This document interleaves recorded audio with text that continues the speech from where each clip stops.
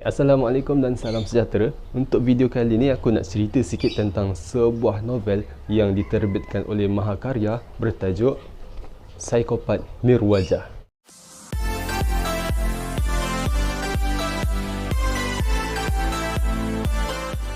Okey, kalau kita tengok tajuk dia ni kan, psikopat.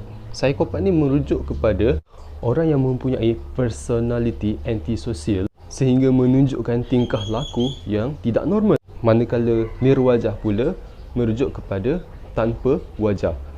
Seperti yang kita nampak dalam cover buku ni, seorang pembunuh yang tidak mempunyai wajah. Jadi kita boleh simpulkan kisah ni berkenaan dengan seorang pembunuh yang tidak mempunyai wajah lah. Sinopsis keseluruhan bagi novel ini mengisahkan pembunuh bersiri bernama Lang Sui yang suka menculik mangsa dan bertindak kejam dengan membunuh mereka. Berita mengenainya selalu mendapat perhatian media dan Lang Sui ni dia memang banggalah setiap kali nama dia dicanang-canang atau disebut-sebut.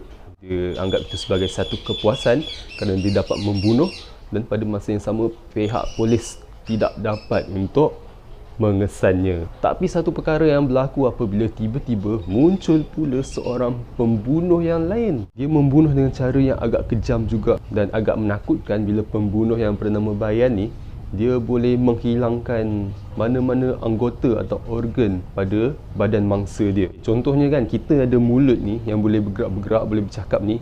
Dia boleh hilangkan macam tu aja, seolah-olah muka kita langsung tak pernah ada mulut. Macam itulah salah satu kebolehan yang dimiliki oleh Bayan.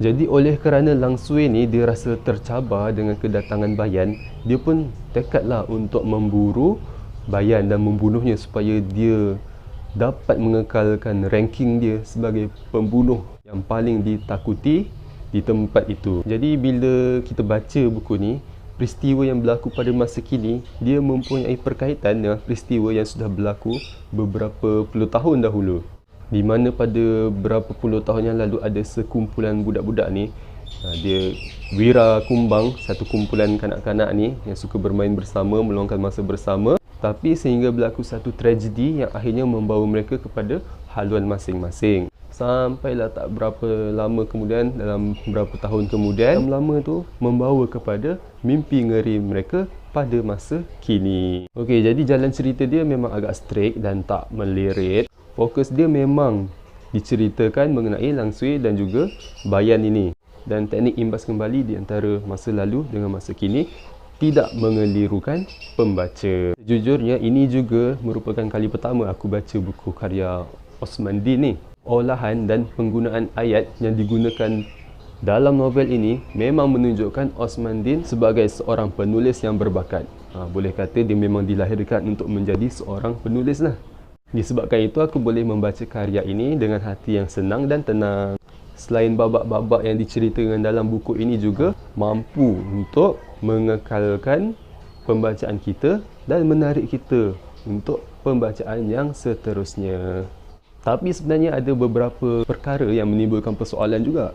Kemudian kuasa Bayan dalam cerita ni agak mencurigakan juga. Penulis dia tak menceritakan secara terperinci dari mana si Bayan ni dapat kuasanya, sama ada ilmu yang digunakan itu merupakan ilmu sihir ataupun penggunaan teknologi.